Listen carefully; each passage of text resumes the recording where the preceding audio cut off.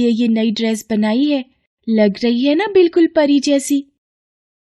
हाँ, सुंदर तो है, लेकिन मेरे गुड्डे को भी कम मत समझो, वो भी बिल्कुल राजकुमार लगता है। मैं कैसे मानूं? मैंने तो उसे देखा ही नहीं। हाँ, मैंने कुछ दिन पहले ही उसे खरीदा है। ओह, मैं उसे यहाँ लाना भूल गई। लेकिन ये देखो, ये मेरे गुड्डे का ही घोड़ा है। वो इसी पर बैठकर अपनी गुड़िया लेने जाएगा। मतलब तुम अपने गुड्डे की शादी करने वाली हो क्या? हाँ, बस कोई अच्छी सी गुड़िया मिल जाए। स्वीटी, मुझे अपनी गुड़िया की शादी करनी है। क्यों ना हम तुम्हारे गुड्डे की शादी मेरी गुड़िया से कर दें? आइडिया तो अच्छा है पिंकी। फिर हम हमेशा इन दोनों के साथ खेला करेंगे। तो फिर ठीक है, तुम अपनी गुड़िया को तैयार रखना। कल मेरा गुड्डा इसी घोड़े पर बैठकर तुम्हारी गुड़िया को लेने आएगा। क्या? कल ही? ओहो, कितनी तैयारियां करनी पड़ेंगी फिर तो।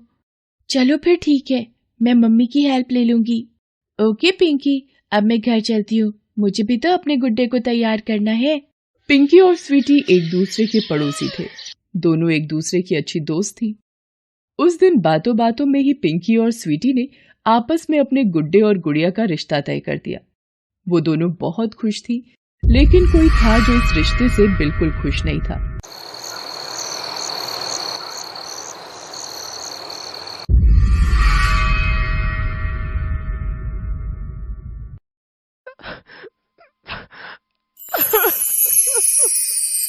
रानी जी, आप परेशान मत होइए, जल्दी ये सब ठीक हो जाएगा। कैसे ठीक होगा? कब ठीक होगा? कुछ ठीक नहीं होगा। पिंकी अपने दोस्त के गुड्डे से कल मेरी शादी करवाने वाली है। तुम जानती हो ना, अगर ऐसा हो गया तो क्या होगा? आज हमारी रानी परी और राजकुमार सिवान की शादी के साथ ही हमारा परी लोग और भी शक्तिशाली और संपन्न हो जाएगा। रानी परी और राजकुमार सिवान की जादुई शक्तियों के मिलन से हमारे राज्य की सीमाएं और भी मजबूत हो जाएंगी और फिर कोई भी शैतान हमारी तरफ आंख उठाकर नहीं देख पाएगा। रानी परी और राजकुमार सिवान का मिलन पहले से तय था, लेकिन ये इतना आसान भी नहीं था। शादी की रस्में पूरी होने से पहले ही एक शैतान जादूगर वहां पहुंचा और सभी परियों पर अपनी जादुई शक्ति से हमला करने लगा। तुम्हारी हिम्मत कैसे हुई यहाँ घुसने की?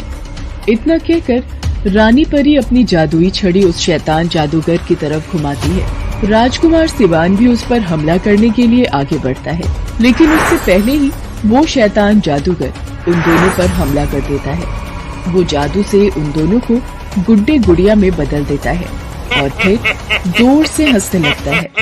ये क्या किया तूने शैतान जादूगर? हमारी रानी परी राजकुमार सिवान।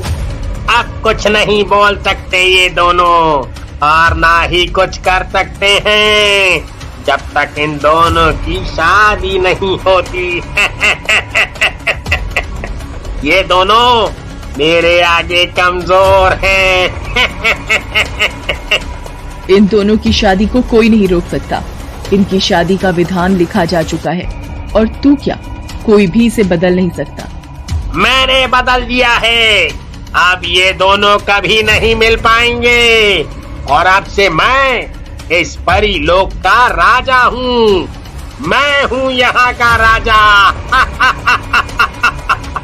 अपने घमंड में चूर वो शैतान उन दोनों गुड्डे गुड़ियों को इंसानों की दुनिया में भेज देता है, वो भी एक दूसरे से बहुत दूर। शैतान जादूगर परी लोक पर कब्जा कर लेता है, लेकिन कुछ परियां उसके जादू से बचकर उस गुड़िया के साथ इंसानों की दुनिया में आ जाती हैं। वो गुड़िया पिंकी को मिल जाती है। परियां भी छिपकर रानी परी की निगरानी करने लगती हैं। वो रानी परी को उस गुड़िया के रूप से आजाद कराने की बहुत कोशिश करती हैं, लेकिन ऐसा कर नहीं पाती। हालांकि रानी परी जब चाहे परियों से बात कर सकती थी, लेकिन इसके अलावा वो कोई जादू नहीं कर सकती थी। क्या? अरे नहीं, ऐसा नहीं हो सकता। आपकी शादी तो सिर्फ राजकुमार सिवान से ही हो सकती है रानी परी। हाँ, लेकिन वो कहाँ है हम तो ये भी नहीं जानते। और अगर कल पिंकी ने... नहीं रानी परी, आप चिंता मत कीजिए, हम ऐसा नहीं होने देंगे। अगले दिन पिंकी अपनी गुड़िया को खूब अच्छे से तैयार करती है। कुछ ही देर में स्वीटी अपने गुड्डे को लेकर उसके घर आ जाती है। वो अपने गुड्डे के साथ खूब सारा सामान भी लाई थी। अरे स्वीटी, तेरे गुड्डे का चेहरा तो दिखाई ही नहीं दे रहा। कैसे दिखेगा? इसने सहरा जो पहना है सुंदर है ना? मैंने और मेरी मम्मी ने बनाया है ये फूलों का सहरा। चलो अब जल्दी से तुम अपनी गुड़िया को लेकर आओ। पिंकी अपनी गुड़िया को लेकर आ जाती है। सारी परियां अपने जादू से छोटी होकर कमरे के पंखे के ऊपर छिप गई थीं। वो किसी भी हाल में ये शादी रोकना चाहती थी। जैसे ही पिंकी और स्वीटी ने अपने गुड्डे गुड़ियों को मंडप में रखा, एक परी ने अपने जादू से पास में रखे कलश का पानी गिरा दिया। अरे ये कैसे हुआ? ओफो, मेरी गुड़िया के सारे कपड़े भीग गए। कोई बात नहीं पिंकी, शादी के बाद हम इसके कपड़े बदल देंगे। देखना मैं इसके लिए कितना सुंदर लहंगा चोली लाई हूँ। अरे वाह, ये तो बहुत सुंदर है। ठीक है, तो फिर जल्दी से इनकी शादी करवा देते हैं। पिंकी और स्वीटी आपस में अपने गुड्डे गुड़ियों की शादी करवाने लगती हैं। परियों को बहुत गुस्सा आता है। उनमें से एक ने अपनी छड़ी उठा ली। वो कोई जादू कर पाती उससे पहले ही अचानक कमरे का पंखा चल पड़ा। सारी परियां उड़कर दूर चली गईं। शादी का मंडप कागज का बना हुआ था। पंखे की हवा से वो भी उड़ गया। सारा सामान भी इधर उधर फैल गया। ये देखकर पिंकी जोर जोर से रोने लगती है और अपनी गुड़िया को वहीं छोड़कर रोते हुए कमरे से बाहर चली जाती है। स्वीटी भी अपने गुड्डे को वहीं छोड़कर पिंकी के पीछे जाती है। सारी परियां पिंकी की गुड़िया यानी रानी परी के पास आती हैं। रानी परी उनसे कहती है, मुझे बहुत बुरा लग रहा है पिंकी को ऐसे रुलाकर। वो बहुत अच्छी है, मेरा बहुत ख्याल रखती है वो। रानी परी, हमें भी ये सब करके अच्छा नहीं लग रहा, लेकिन हम क्या करें? हम मजबूर हैं। हमें ये शादी रोकनी ही होगी। अगर ये शादी हो गई तो? अगर ये शादी हो गई तो सब अच्छा हो जाएगा। ये आवाज उसी गुड्डे की थी जिससे रानी परी की शादी होने जा रही थी। सारी परियां ये देखकर चौंक जाती हैं कि वास्तव में वो गुड्डा कोई और नहीं बल्कि राजकुमार सिवान ही था, जिसे शैतान जादूगर ने अपने जादू से एक गुड्डा बना दिया था।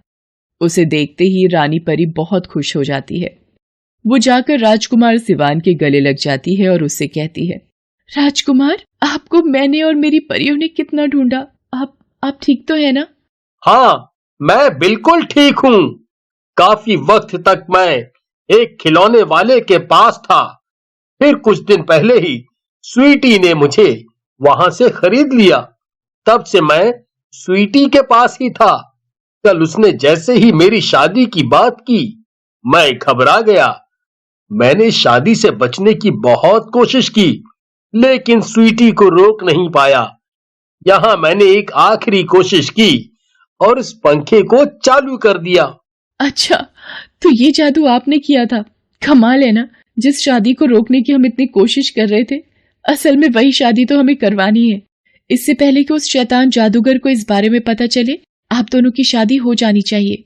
सारी परियां कमरे का सारा सामान अपने जादू से पहले जैसा कर देती हैं।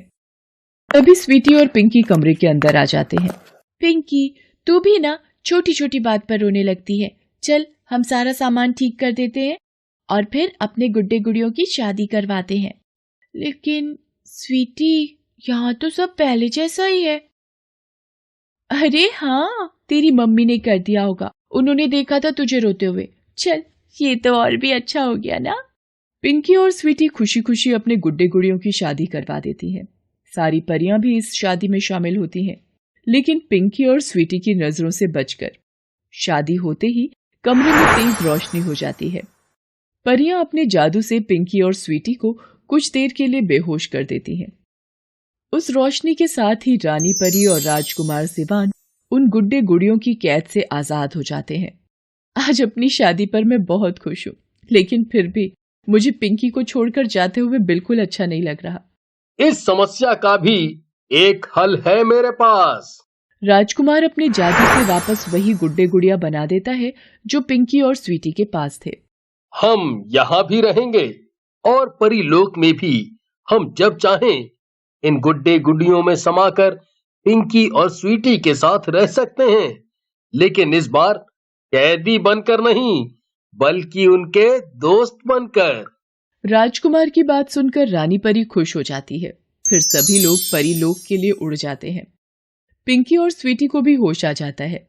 वो अपने गुड्डे गुड़िया की शादी से बहुत खुश थी। दूसरी तरफ परी लोग पहुंचते ही रानी परी और राजकुमार सिवान उस शैतान जादूगर पर हमला कर देते हैं। उनकी शादी हो जाने से अब वो पहले से भी ज्यादा ताकतवर है। शैतान जादूगर उनके सामने टिक नहीं पाता और हार मानकर परी लोग छोड़कर हमेशा हमेशा के लिए वहां से चला जाता है। अब सब ठीक था। आखिरकार रानी परी की शादी हो चुकी थी और वो भी अब